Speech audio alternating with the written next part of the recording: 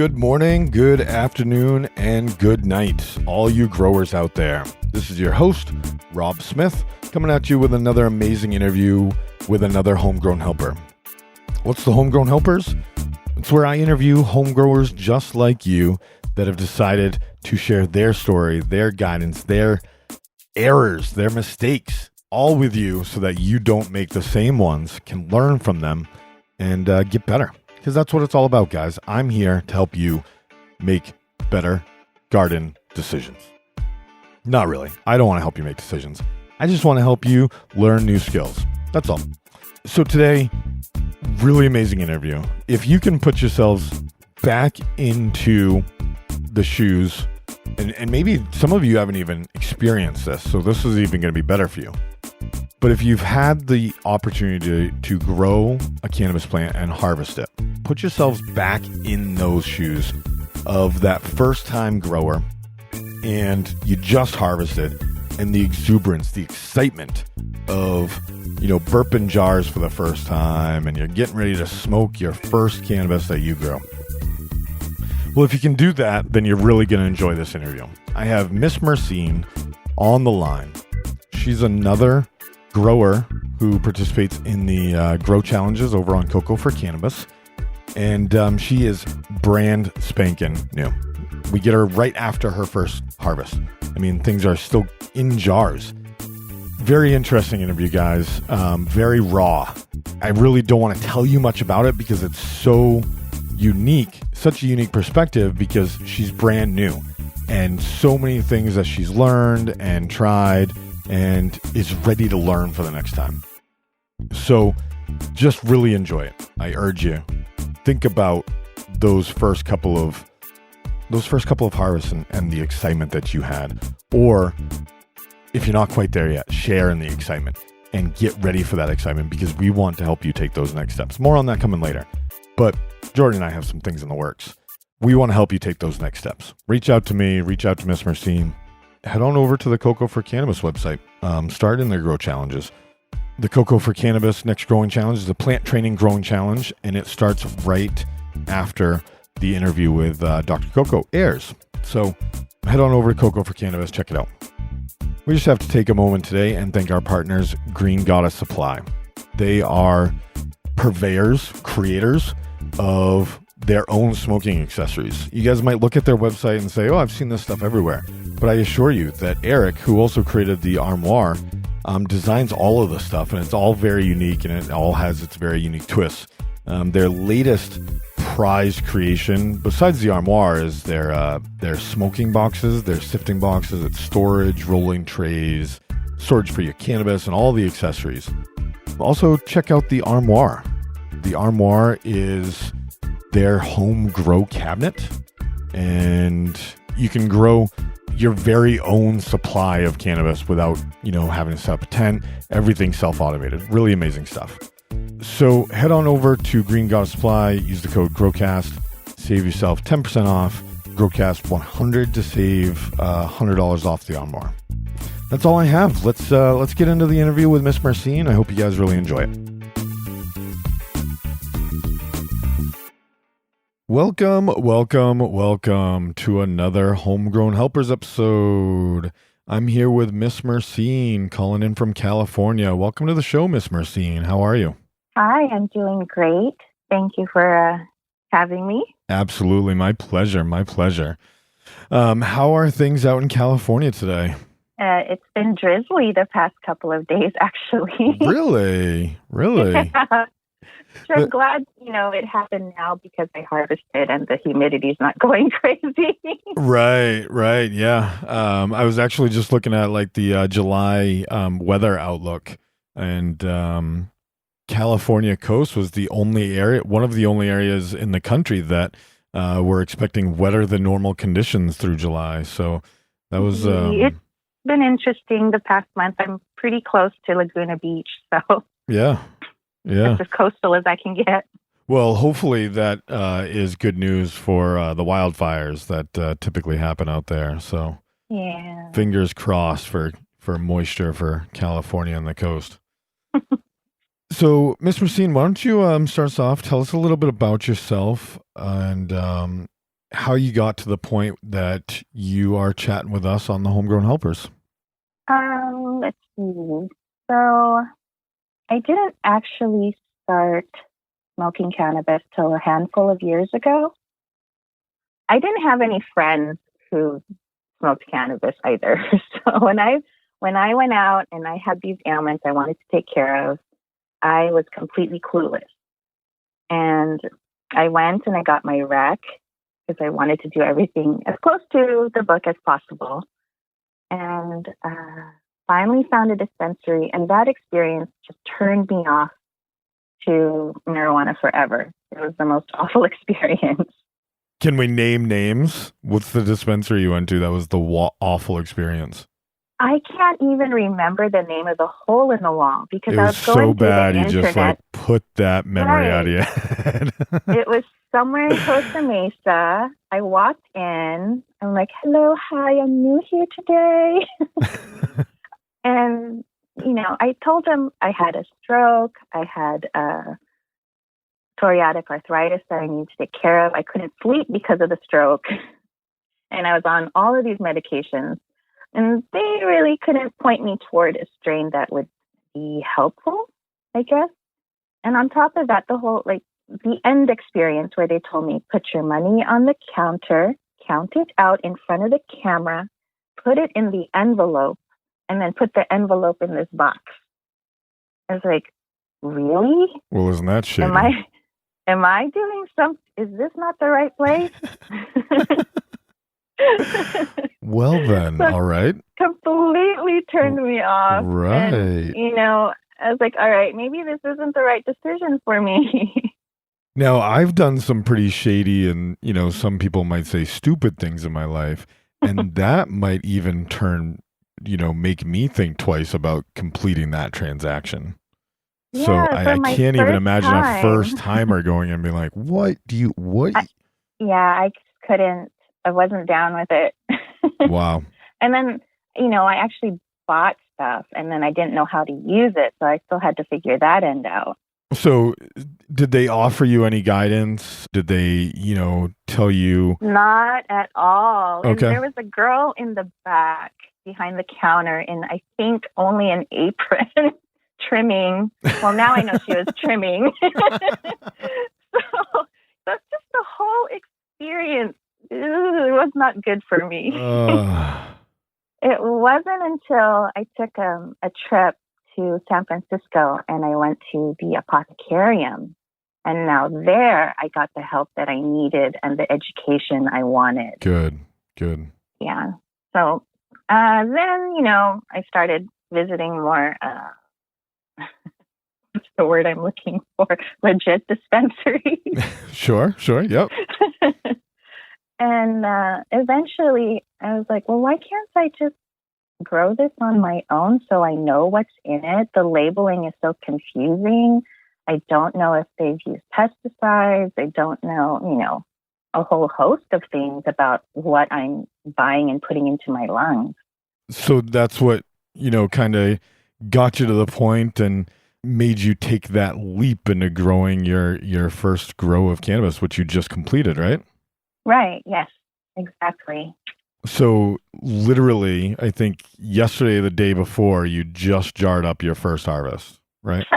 I did. It's so exciting. It's so exciting. And I hope everybody out there is listening. And I know we have some people that listen that don't grow or haven't grown yet. So this interview is going to be great for you. But for everybody else, I want you to put yourselves back in Miss Myrcene's shoes and think about that feeling of, like getting close to that first harvest and getting ready to take it down and putting it in jars. And is it dry yet? And, am I burping it too much? Should I leave the lids off for too long? Like, what am I doing? Like, all of those questions. And you're laughing because I bet you're asking yourself a lot of those same questions. Exactly. I'm like, wait, I opened the jars. Was that enough? Did I need to do it 30 seconds longer? Do I need to shake it? Like, right. Do I start a timer for each jar? Like, what do I need to do? Yes. I set a lot of timers when I was during my grow, I had to learn. I'm like, ooh, I need this timer for sure, or I'm going to forget to fertigate. Oh, goodness. I'm already calling a part 2 here, Miss Myrcene, because I feel like there's going to be so many of these rabbit holes that we're just going to go back and forth on, because it's hilarious. I want to help you, and this is going to be so much benefit for everybody in the audience and listening. So let's start us off. First grow, first harvest. Why don't you bring us inside your grow space?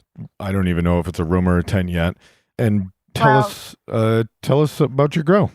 So when I first started, when I actually finally got seeds, I had a little 2x2 tent and one of the HLG lights.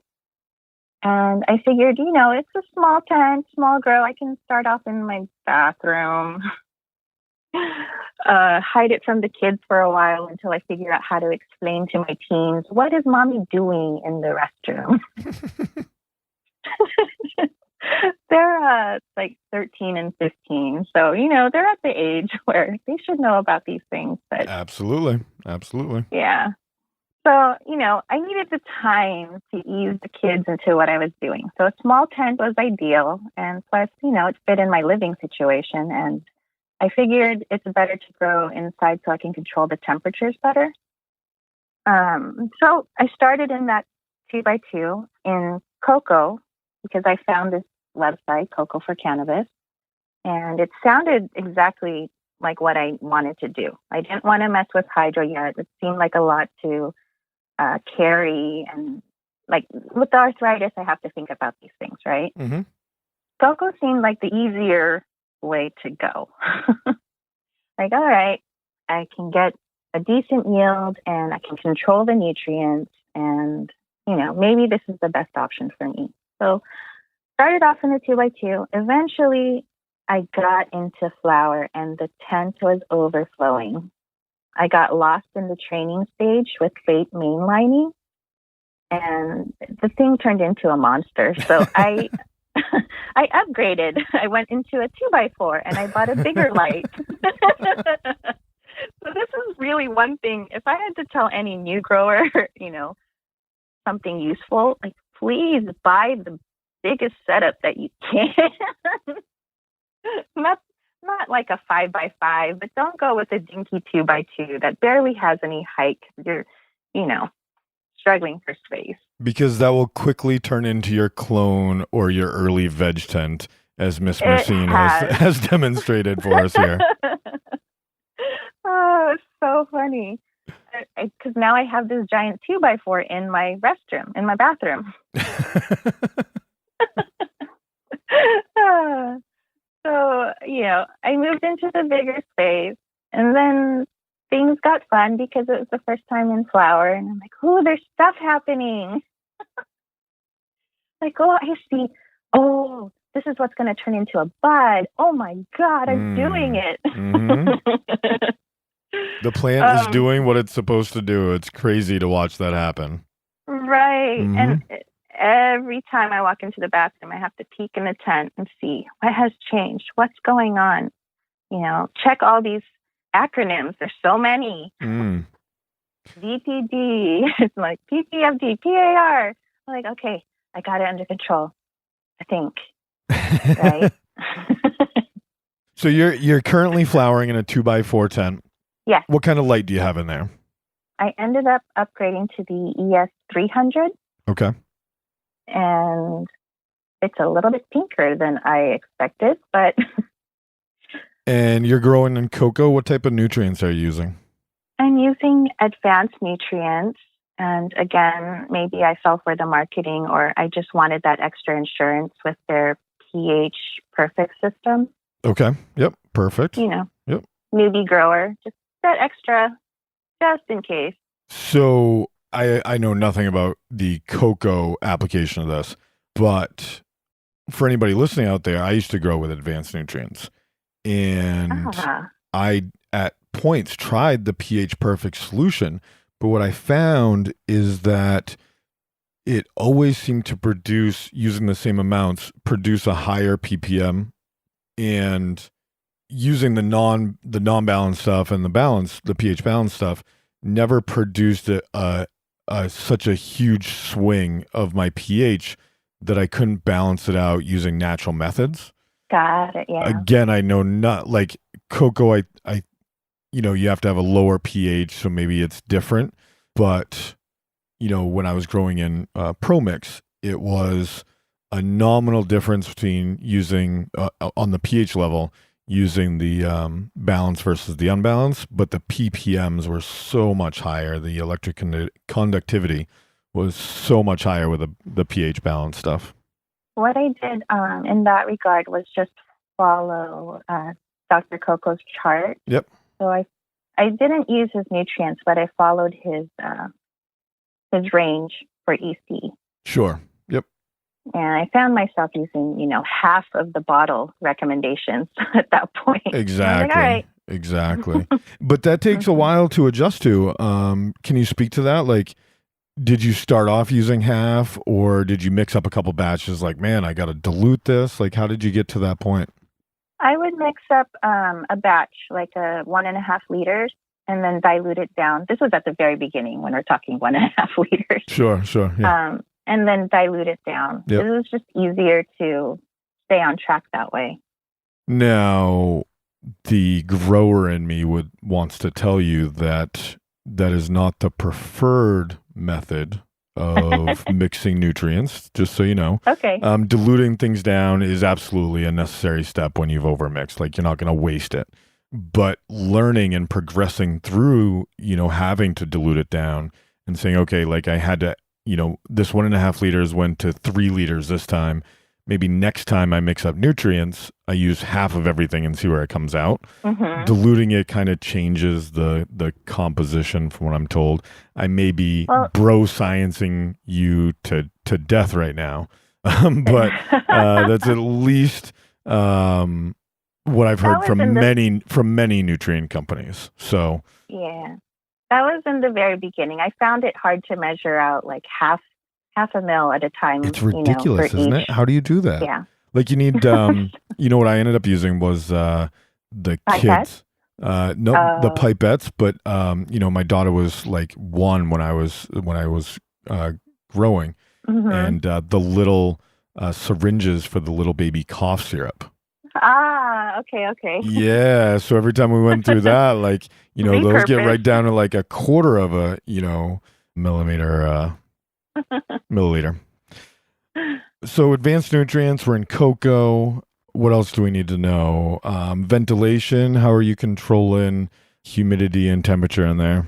So I went with AC Infinity. Okay. And I wanted to make sure I could see everything, right? Not just have to rely on other monitors. Yep. So that was nice because it was an all-in-one kind of solution. And so I kind of want to go backwards a little bit. So when I first started growing, I wanted to buy equipment slowly, right, as mm-hmm. I needed it. Mm-hmm. COVID hit. Mm. And I needed a dehumidifier, like yesterday. So I had to stay in veg for another 1.5 weeks because I couldn't get a dehumidifier shipped to me in time to start flower. So another reason why this turned into a monster and I needed a bigger tent. Wow. So I would tell people out there, given the times, I would make sure you have the equipment you need at least a couple of weeks before you actually need it. Yeah, but I don't see people in your contacts. Who do you want to send it to? Excuse me? That was my... That was funny. Watch. I'm going to leave that in. That was good. Nobody was expecting COVID to hit. And, we've done supply chain podcasts and lots of things were interrupted. I mean, lots of things still are. I just found for the first time at the grocery store, Pam spray on the shelves. Oh, my goodness. For the first time in 4 months. That baking aisle is absolutely raped. Destroyed. I stood there for 20 minutes trying to find the one. No, a month ago, trying to find the last box of baking soda. Oh We were no. baking cookies for something, and like it was like tucked in the bottom underneath something else, and I celebrated that because it was Oh, because I don't know where oh. anything is supposed to be in the baking aisle. So when there's nothing on the shelves, trying to find Hmm. things is like looking at the like, oh, is this where this is supposed to be? Yeah. You have to read the labels because it's Yes, empty. exactly. Exactly. Yep. So you mentioned AC Infinity. Shout out to AC Infinity. Use GrowCast 15 for 15% off at AC Infinity on all of their grow room, grow tent supplies, the ducting, the fans, all of that type of stuff. They make the best fans on the market. So you went for the top of the line right there. So good job. I didn't want to buy another piece of equipment. Yep. So. Yep. So, let's kind of shift to that a little bit. We were going to get to this point, but I think you didn't want to buy another piece of equipment. But No, it's like when you buy a bike. You don't go out there and buy the $90 bike because you know it's not going to last and you're going to outgrow it. well, I'd like to get your take on this. If there was one thing that you would have purchased differently than what you have now, and I don't want to say regret, but you've learned from that, and like if you could give the one thing to either that you would have invested or upgraded in, or that the audience is, if you're going to spend money on one thing, what is that one thing that you need to invest in for your grow? Let's go back to the dehumidifier situation. So I bought a tiny one, what I thought would be adequate, right? And it took about a month to get here. It was relatively inexpensive. I'd want to say between, I don't know, 60 and $100. And it turned out to be a piece of shit. So All right, I we learned my are lesson. about naming names today. Do you have a brand name, or is this like off of Amazon somewhere? I can't even walk over there. Hang on, let me look at this little tiny dinky thing. So fast forward, I ended up having bud rot. It's by Sevon dehumidifier. Oh, okay. I had to put out the bat signal, alert the CFC crew, take a picture. What is this? All of a sudden, overnight, there's this really dry, brown, brittle bud. They said, be careful, chop it off, open it up. What's going on? Check for worms. And I'm thinking, oh my God, worms? I'm inside. So I cut it open. It was pretty fuzzy. I panicked. I ended up buying a huge dehumidifier from Best Buy. Pick it up today. We'll bring it to your car. And that was, I think, a big, that made the difference for me. Good. So that goes back to the overarching message that environment is one of the most critical steps to having a successful grow. Absolutely. Yeah, I ended up with a huge dehumidifier, though. It couldn't stay in the tent because of the heat it was putting out, but it does work perfectly fine in the whole entire bathroom. So you introduce another problem with the humidity is, I mean, if your tent's in the bathroom, the showering and the extra water that happens, so I'm showering in the kids' bathroom. that humidifier is probably better, being outside in the entire bathroom space, because controlling the environment that the tent is in will easily control the tent, and you have the fan and can keep things easily circulating that way. So yeah, great. What's up, everybody? We have to take a moment and thank our partner for today's show, and that is Trim Bag. Trimbag.com, just like it sounds. Right up front, use the code GROWCAST to save yourself $30 off plus free shipping. Members save $50 off plus free shipping, so a $20 bonus there for just our members. What's Trim Bag? Trim Bag is exactly what it sounds, I guess. It is a bag that is going to save you time, effort, energy, and frustration with every harvest that you use it on. if you're tired of sitting in trim jail, if you're tired of fingers cramping and forearms cramping and losing hours and hours of precious time, then you can get yourself a trim bag. I know what you're probably thinking. You're thinking it's a bag. I got to toss things around. It's going to ruin my buds. Well, I'm here to tell you that I too thought that, and I too was wrong. Every time I've seen product come out of this, live, in person, online, in videos, whatever, it looks amazing. I mean, it's never going to be perfect. You have to do a little bit of trim job, a little bit cleanup. But if you have to do 2 or 3 snips per bud instead of 20 or 30, trim bag has saved you a ton of time. And the time of year is coming up, outdoor harvest time. Head on over to trimbag.com, save yourself $30 by using the code GROWCAST. Let's get back to this great interview with Miss Myrcene. So you've been mentioning that you're a regular over on the Cocoa for Cannabis site and the forums. I'd really like to talk about your learning process and any tips you can provide for those first or second or third or any growers out there really looking to get through the smoke. The process. Yeah, get through the smoke and mirrors. and get down to the real, true education and how to decipher between what's good and what's bad. When I found Cocoa for Cannabis, I was ecstatic. I was like, okay, finally, here is, a professor that's putting out this information, and I feel like I can trust what he's saying because it's scientifically based. He has a reason for saying what he's saying. And so I actually found the website after I started germination. So I had a little seedling that was growing, and it was perfect timing. I wasn't sure what to do with training. I wasn't sure how to count nodes even. And when it was time to top, I was like, what do I do? Send pictures. Okay. These, people would send back and circle portions, and I would put arrows in my pics and send that back and go, is this right? Am I okay? Am I chopping here?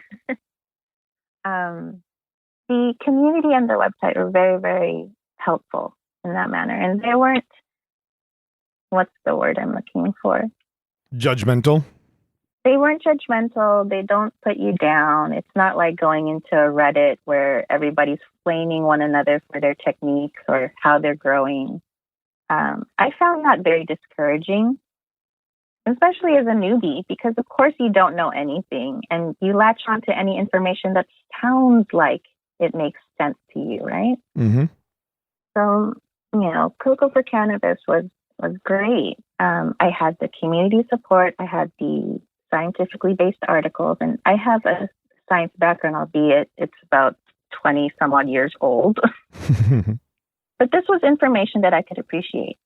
So how did you, even on the forums, if anybody hasn't been over there, Cocoa for Cannabis, Dr. Coco is a regular on Growcast, and we're actually expanding our relationship and making it official. By the time this podcast episode goes live, we will have, I guess, announced our partnership. So I'll talk about it here. Nice. Dr. Coco is going to be doing a regular Growcast episode at least once per month, doing a regular member episode at least once per month for our My Grow Pass members, and also going to be hanging out in our Slack channel, as well as giving away 3 20-minute phone or video consultations to our members at mygrowpass.com. So, right now, awesome. Yeah. We love working with Dr. Coco, and while there's, a lot of overlap in our businesses, there's lots of opportunities for us to continue to help push each other and drive each other forward. So that's really what this industry is all about is, one of the popular phrases is we all grow together. So, we're all growing together right now. Yes. So, I imagine, back to my point is, the Cocoa for Cannabis website has a lot of educational articles, but there's also a forum, and he also does a lot of grow challenges. So the chat room. Chat room. I'm always in the chat room. Okay, so I imagine even in the chat room, there is a little bit of consternation back and forth about processes, and not everybody grows the same and not everybody's had success using the same processes. So how do you still continue to sift through the guidance that you receive and land on, the piece of guidance that you're going to implement? I haven't gone too much off of Dr. Coco's recommendations or his articles yet. I don't feel like I'm at a point where I can say willy-nilly, okay, I'm going to do this instead. Yay, it's going to work. I don't have that education yet. Sure. I'm still learning. So everything I hear in the forums or in chat, I take with a grain of salt. I make a little note of it and go, okay, I'll think about that later when I know more about it. Cool. So Dr. Coco puts out some amazing stuff. I know, a good chunk of my audience loves hearing him, and he's actually going to be joining me for an episode talking about a lot of the same types of things that, I ask Miss Myrcene and a lot of our other guests. It's not very, focused like topics are with Growcast, but we're just going to talk about growing and kind of whatever comes up. Sweet. So we talked about the biggest item. I think we're just going to wrap things up here, Miss Myrcene, with, your first couple of grows are full of learning opportunities. So I know no kidding. This might be a very difficult question to answer, but I'm going to put you on the spot. What would you say has been your biggest learning opportunity to date when it comes to growing cannabis, and looking back on your first grow, what's that one thing that you're going to make sure that you do differently in your second grow? Let's see. I think it would have to do with electrical conductivity and keeping within range. When I first started the grow with the seeds, I didn't know that I had to buffer my cocoa, and immediately had issues with the seedling. Second time around, well, now, because I'm preparing to do another one, I've got my buffered cocoa down. I actually ordered another EC meter just in case the first one fritzes on me and I need to mix up more nutrients. I have that backup. I don't know if there's so many things that I would do differently, actually. So, the EC thing, buffering cocoa, my humidity problem. I even had bananas appear in the last grow towards the end. I was looking for more amber trichomes, and all of a sudden, nanners appeared. So I had to pull early. How early did you have to go? There were maybe amber sprinkling here and there. Okay. I definitely hit the cloudy stage, but I was hoping to get a little bit more amber. One of, I'm not sure if you've ever listened to the show, but anybody who's listened to for a long time knows that I started interviewing consultants, home grow consultants, people that were servicing and wanting to help home growers, get down and dirty. And one of the resounding pieces of, feedback or advice was always to, plan with the end goal in mind. Yes. And then work backwards from that. I can see that. So I'm really in action, I can hear the wheels grinding away on all of the opportunities that you had. And that's a really good one to name as the one. If you miss things or things sneak up on you, So did you keep a journal throughout your grow? Okay. Oh, all right. Here it comes. Here it comes. Give me the dunce cap. I'm heading to the corner. I don't know what it is. I actually like journaling, but I'm not a fan of the blog style journaling online. I want to, do something simple, open an app, write it down on a diary that's in front of me, paper, pages. Okay. So I'm propositioning you right here, Miss Myrcene. Oh. Jordan and I have created our own grow journal.